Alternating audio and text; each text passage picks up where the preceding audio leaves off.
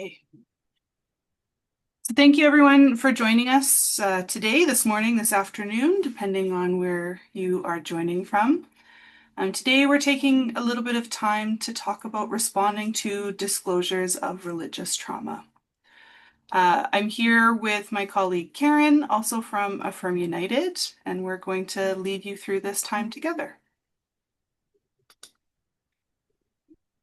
So my name is Alix. I am one of the Re-affirm mentors with Affirm United Affirmé Ensemble. And then in my other work, I work with the Kamloops Sexual Assault Counseling Center in Kamloops, BC. Karen, do you want to introduce yourself? Sure. I'm Karen, and I'm semi-retired clergy, currently volunteer associate at First St. Andrew's United Church in London, Ontario, and another one of the Reaffirm mentors with Affirm.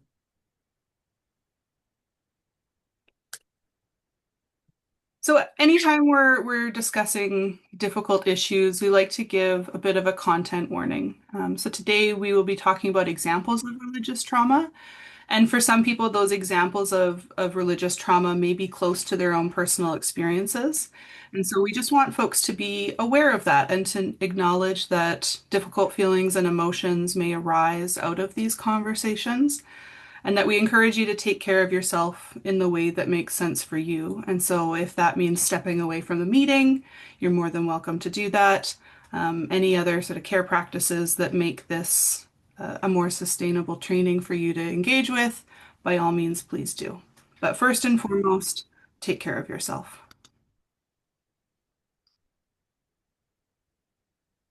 Similarly, to make sure that we can all be as safe as possible and accountable in this space, having difficult conversations, I like to start with some group agreements.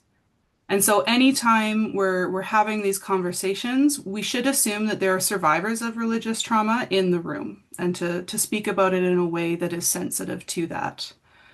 We want to make sure that we're using the pronouns that people use for themselves.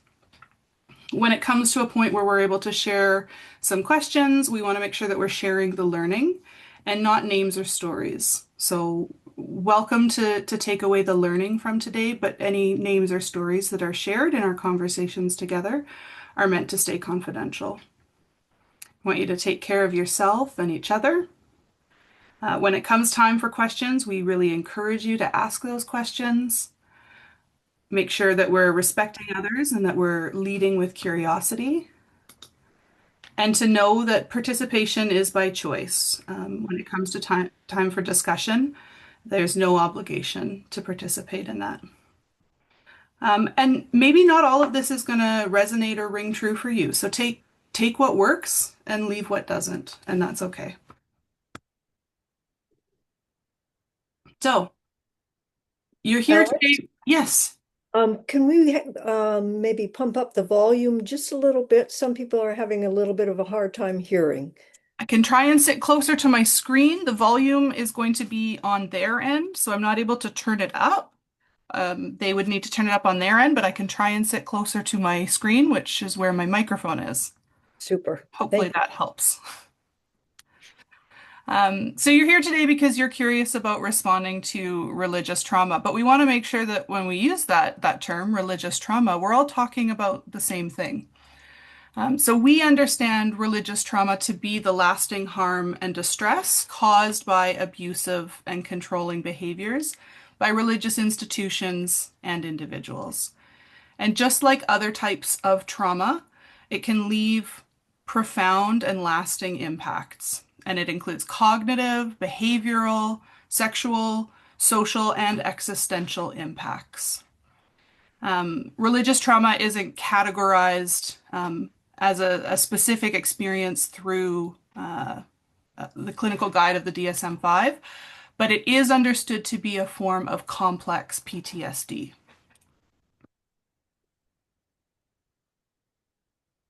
And so the causes of religious trauma is this combination that we see in high control religions that come with strict moral codes, suppression of critical thinking, inequality in power dynamics, and fear-based teaching.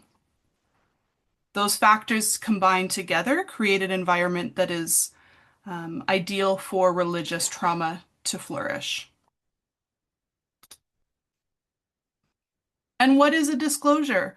So, this is any time that someone shares a personal piece of their story with you. People can make disclosures about all sorts of things. This isn't specific to religious trauma, but anytime someone is sharing an intimate part of their story with you. And so these are some examples, and maybe you have examples of your own that you can think of. But it could be when your colleague tells you in the lunchroom how they're terrified of dying because they grew up in a religion that told them they would burn in hell, and that's left a lasting impact for them. Or a less sort of personal or individual one, someone comes to your church's booth at a pride festival saying that religion is evil and harmful because of how they were treated as a queer person. I suspect lots of you have had that experience in your in doing your affirming work. Or if a friend tells you that her ex-husband sexually assaulted her regularly during their marriage because, as her husband, he had ownership and entitlement over her body, a teaching of the church that led them both to believe that behavior was acceptable.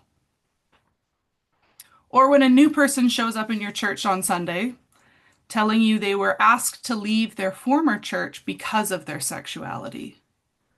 I'm sure lots of you have had this experience too, or heard about this happening in your congregations. All of these are examples of what we might call a disclosure of religious trauma. And there's plenty more probably that you all have encountered in your work or in your personal lives as well.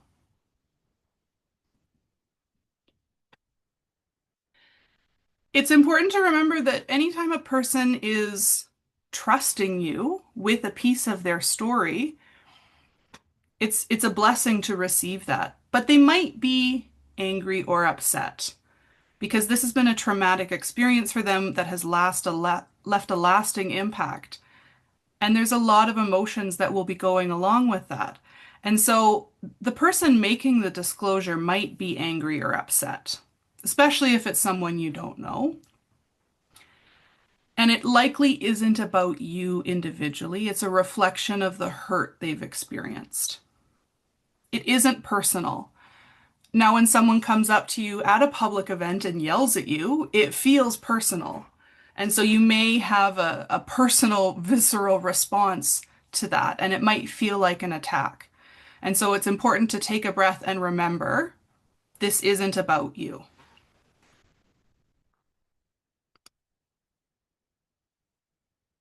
A lot of people feel like they need to have extensive knowledge and training, a very specific skill set, but you do not need to be an expert to support survivors of religious trauma. 90% of this is just showing up with an open heart. And so the next few slides, we'll talk about some specific strategies that you can use that you already have the skills to put into practice. So first and foremost, you want to make sure that you listen. This isn't an opportunity for you to share, oh, yes, something similar happened to me, or, go off on a tangent about how your church isn't that bad, but to listen. This person has chosen to share this intimate story with you, to be vulnerable with you, and your role is to listen and to say things that validate their experiences and to let them know that you are listening. Not opining, but listening. And so telling them that must have been incredibly hard. You can thank them for sharing that story with you. Let them know that you are there and listening and that they're not alone. And you can also reframe it back to them. Say something like, what I hear you saying is, to make sure you do indeed understand what it is that they have shared with you.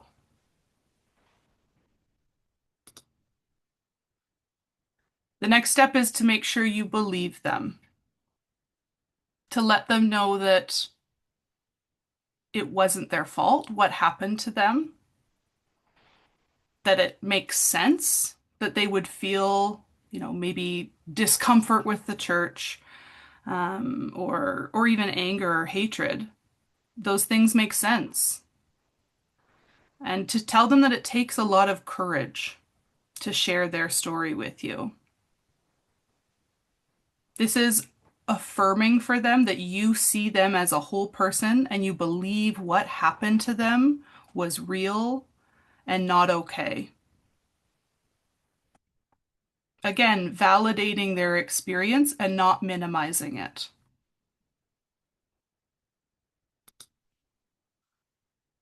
And then, if it's appropriate, you can offer support. And that's not going to look the same for everyone. And we need to be careful in the types of supports that we offer for survivors of religious trauma, because it might not always be the supports that the church or your congregation or your community of faith um, have to offer. And so you can ask them. You can figure out what would help you feel safe and cared for right now. You can ask them if they'd like to tell you more about their story. You can let them know about confidential supports that might be available in your community or in your congregation. And you can let them know that you're welcome or that you will, walk with them, take them to these supports, direct them to these supports. The level of support and referral that you offer is going to shift depending on your relationship to the person making the disclosure. But to do this well, you do need to know what supports exist locally for you, right? And so perhaps in your community, there are, queer inclusive support groups that they might be able to find some comfort in. Or perhaps there are, pastoral care options through your congregation where this is one of the specific areas that they are trained to provide good support in. Making sure you know what those are so you can, with confidence, share them with people who bring you their stories. And most importantly, whether it's a message they want to hear or not, letting people know that they are welcome. When they come into your space or they share this story with you, whether they ever have any desire to come back again or not, letting them know that they were welcome, they are welcome, and will continue to be welcome with you and with your in your space.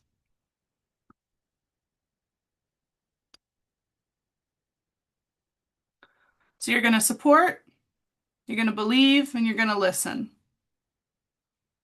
And how you do that is going to be dependent on your own style and also on the person that you're speaking with. I have a few more skills that are specific to supporting survivors of religious trauma that you can keep in mind when you're having these conversations to make sure that you're offering them in a way that is going to be most accessible and helpful for the people sharing their stories.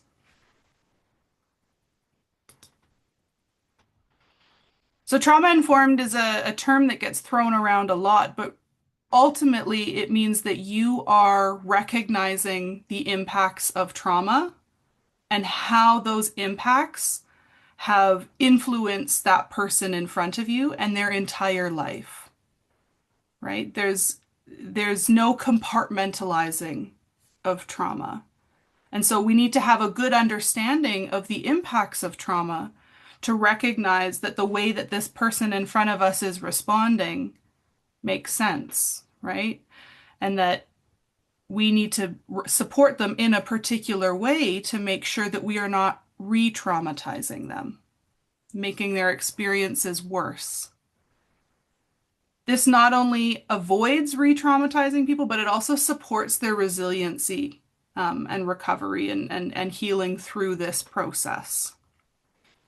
First and foremost, we need to make sure we are not doing harm to people that are sharing their stories with us. And that's not something the church has always gotten right.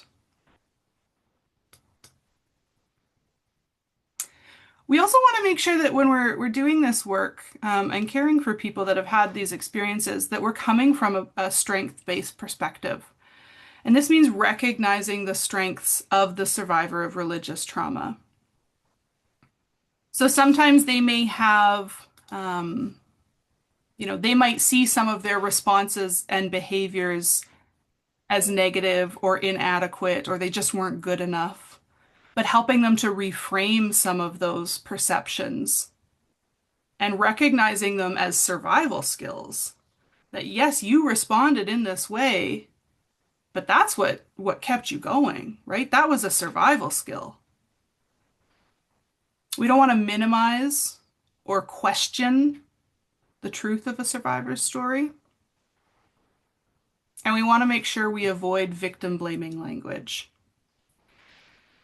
And victim blaming language can be a little more, I don't think anyone here would say, oh, this was your fault that this happened to you.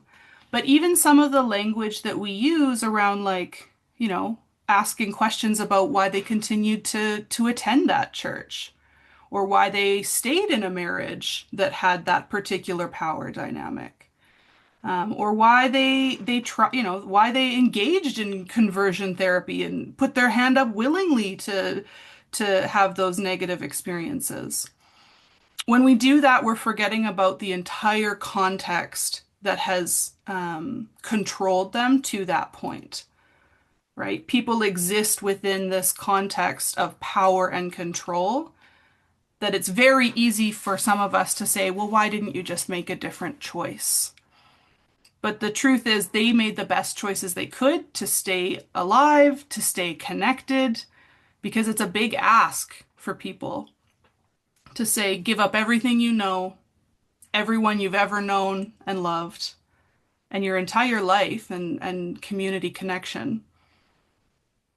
That's a big ask, and it's not possible for a lot of people. So we want to make sure we're avoiding framing that as optional.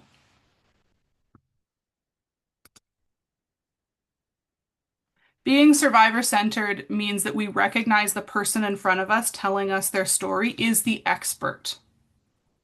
You may have pieces of knowledge, around their experience or maybe the community of faith they were connected to, but they are the expert in their experience. And we need to make sure that we recognize that and don't try and undermine their expertise.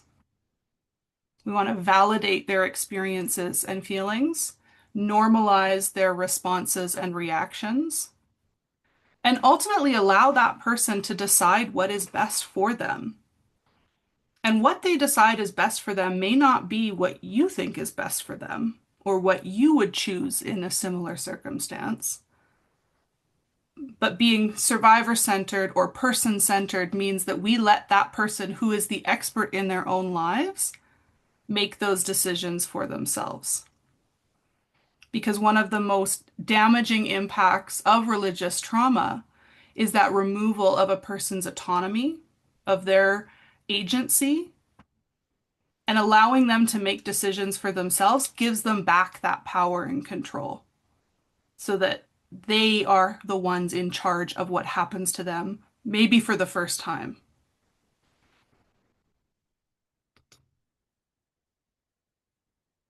And we want to make sure we're considering this situation holistically. As I said, asking someone to give up their entire family or everything they've known simply because we see it as harmful, it's not a fair thing to ask of people. So when we're supporting someone, we have to take into account their entire family and their personal network. We want to think about what supports already exist for this person, help them identify those supports that might be positive. And then we want to think about all of the aspects of that person's needs. So psychological, physical, emotional, spiritual, and social. No one is more important than the other. And you may not have guidance to provide in all of those areas, but you can recognize that the person needs those supports and help them connect with someone who can help them.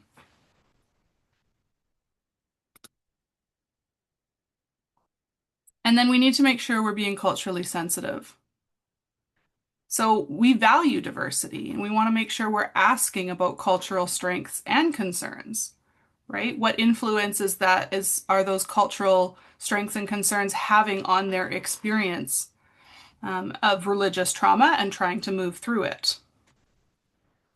We also have to be really cautious that we acknowledge the differences, but not necessarily place them in a hierarchy. And this is, especially important when we're thinking about religious trauma and the way that religion is deeply connected to culture. And again, there may be parts of that culture or religious tradition that are incredibly important to a person. And we don't want to dismiss or devalue that entire tradition because we might recognize that there are some harmful parts of it that manifest in some communities, right? We don't want to disconnect people from their culture as a way of trying to save them from religious harm. And again, it's for that person to decide what is best for them. Are there ways that they can continue to safely engage in their cultural practices or faith communities while also healing from religious trauma? That's not for us to decide. And of course, we need to recognize that there may be language barriers. And if there's an opportunity for us to support interpretation and translation, if someone is coming to us for help, but we can't have, a good conversation with them, how can we support that conversation and happening? And so many of your communities will have organizations that work with newcomer, immigrant, and refugee folks. Perhaps making a good connection between your affirming committee, if you have one, and those organizations can be a proactive way of supporting this. And that's a two-way street because those newcomer and refugee organizations may also have specific needs that come to them related to religious trauma that they're not equipped to manage. But if they know that there is a connection to your community of faith, they might know where to send that person for additional support.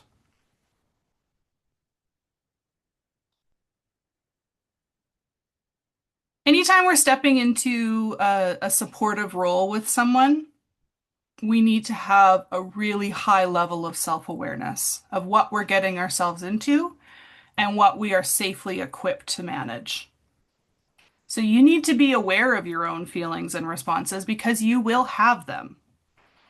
Both hearing stories of harm will bring up feelings and responses, and you may also feel some defensiveness, right? If people are maligning your faith tradition or representing it in a way that doesn't resonate for you, you're going to feel defensive, and that is going to impact how you respond. Being aware of the potential for that is important because you're never going to be able to remove that factor. But being aware of it, taking a beat, taking a breath, and making sure that you are responding appropriately to the situation in front of you and being survivor centered and not responding based on your own feelings or experiences with a particular faith tradition is what's going to be most supportive and helpful. And to do that, sometimes we also need to identify our own biases because we all have them and they can impact the way we support people and show up for people. If we are unaware of them, we can unintentionally do harm because of them. You also need to be realistic about what you can provide. Um, People may come to you with serious stories of harm, needing extensive supports that you might not be equipped to provide. So understand what those limitations are for you and know what the next step is if it's too much.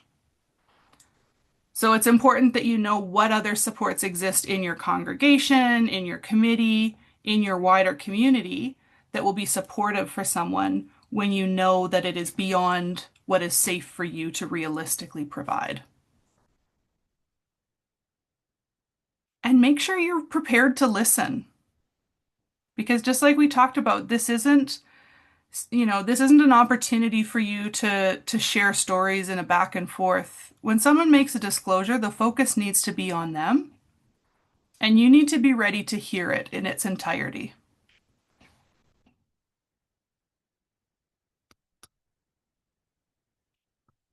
I'm going to pass it over to Karen to talk about some specific pastoral care responses.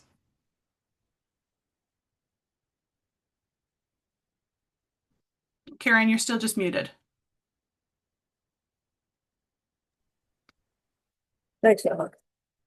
As Alex has outlined, religious trauma isn't simply disappointment with a church experience or about hurt feelings. It's harm done in the name of God, of community, or belonging. And because it's tied to identity, to meaning, to faith, it lodges deeply in the nervous system, in the body, in a person's sense of worth. And when someone discloses religious harm, they're taking a profound risk. They're asking, sometimes silently, will I be believed? Will I be corrected? Will I be defended against? Or will I be safe? A trauma-informed response doesn't begin with theology. It doesn't begin with institutional explanation. It begins with safety.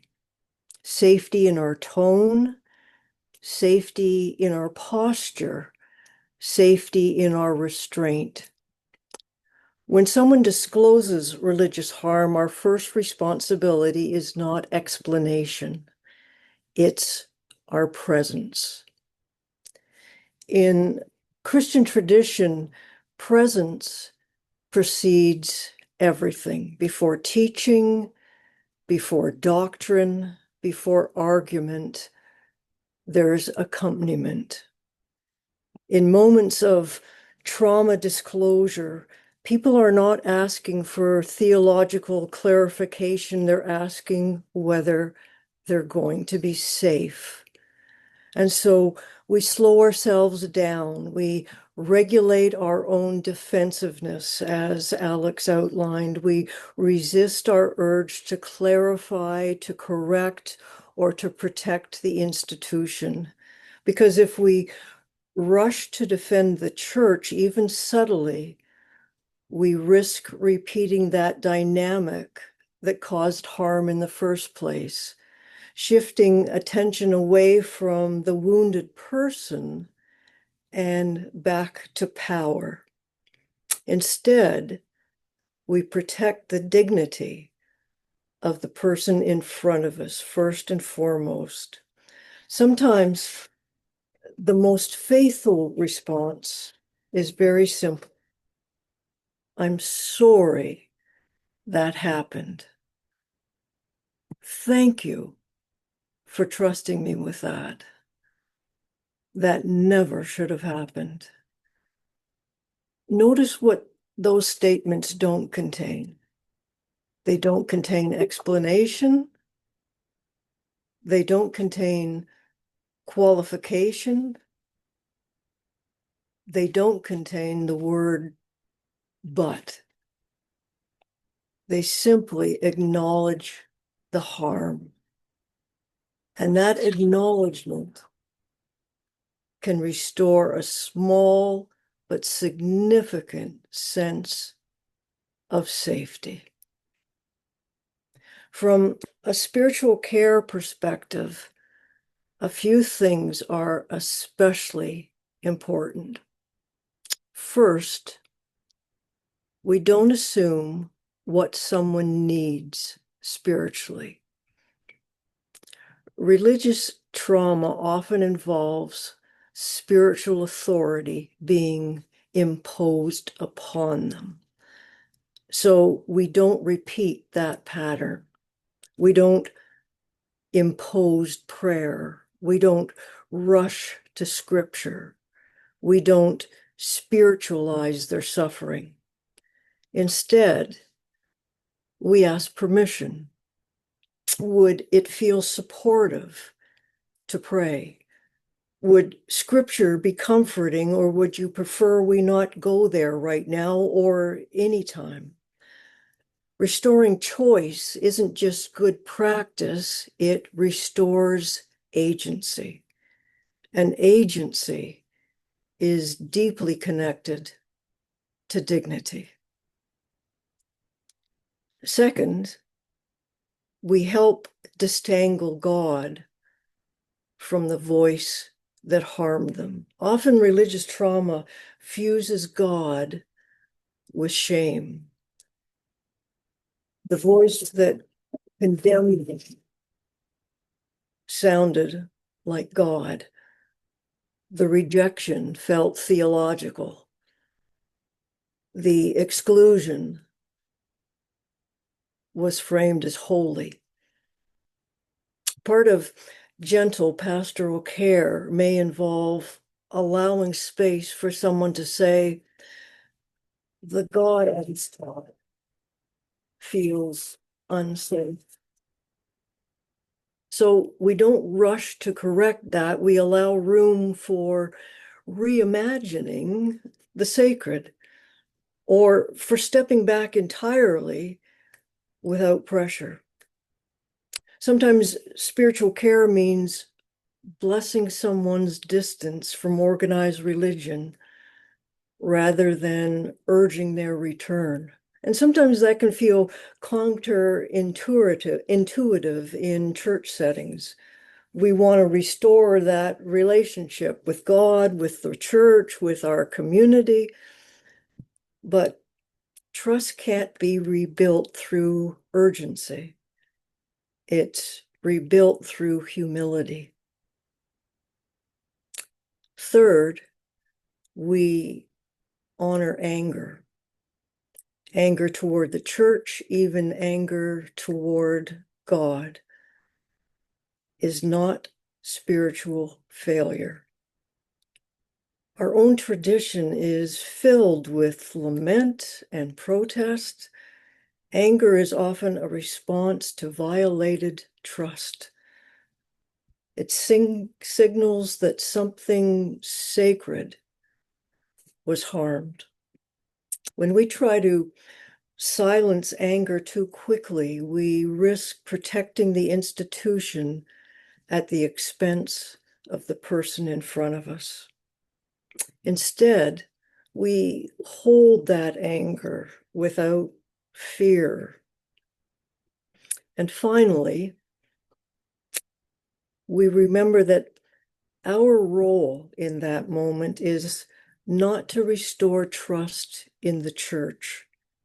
Our role is to be trustworthy. And trustworthiness looks like humility. It looks like listening without argument. It looks like being willing to say, that was wrong. We were wrong. Apology that protects reputation is not repentance, but humility that listens. That's sacred work that you're doing. So, some do's and don'ts. Do believe them. Believe the survivors. Many survivors have already anticipated being doubted. Belief doesn't require knowing every detail. It means trust their experience of harm. Do thank them for their disclosure. Disclosure is risk. When someone shares religious trauma, they're testing whether this space will be different. Gratitude acknowledges courage. Do acknowledge harm without qualification. Avoid sentences that contain but. I'm sorry that happened, but. The word but shifts focus. Clean acknowledgement restores dignity. Do respect their pace. Healing unfolds differently for every person. We don't rush to resolution. Do ask what support would feel helpful. Support isn't assumed, it's offered. Do offer referrals when needed. Pastoral care isn't therapy.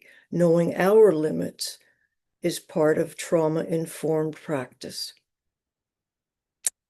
Don't defend the church. Defensiveness recenters the institution. In that moment, the institution is not the one who needs protection. Don't minimize the experience. Even subtle minimization can echo the original harm. Harm doesn't have to have been dramatic to have been real. For many, it's not been one single identifiable event, but sustained messaging over time about their worth, about their love, about their body, about their belonging. Don't push forgiveness. Forgiveness cannot be required as proof of spiritual maturity. It needs to unfold freely if it unfolds at all.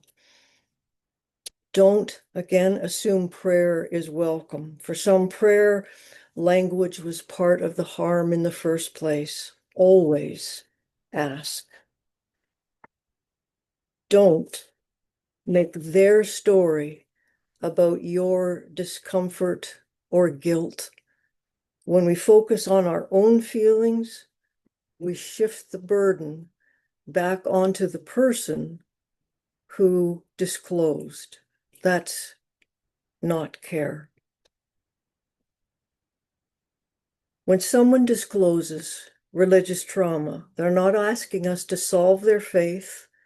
They're asking whether we will handle their story with care. We can't undo what happened to them. We cannot rewrite theology in a single conversation, but we can decide who we will be in that moment. In doing so, we participate in something deeply faithful, not defense of the church, but repair of trust. And that work, quiet, steady, relational, is sacred work. May we have the courage to do it well.